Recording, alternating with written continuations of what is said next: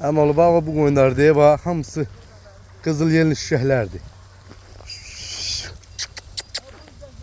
Gündə oktyabr ayının 27'sidir. Bax. Hamısı bax belə vota şişək. Hamısı. Gördün qardaş. Yani inşallah kim almaq istəsə zəng elə. Götür gəl. Verək getsin maşallah. Görürsən hamısı bax belə. Bax belədir bax. Şimdi 200'ü bax belə yelin üstündədir. 20 tane doğmuş küşünün üstündə. 200'ü bax belə qızıl yelin. Yani kim almaq istəsə denə gəlsin baxsınlar belə.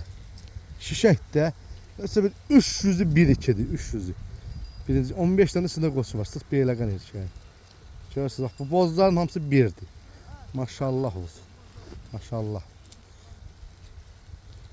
Yani süper heyvanlar da tam tərifləmək artıq belə çəkirəm bax. Heyvanla dağılıb otlayır inşallah.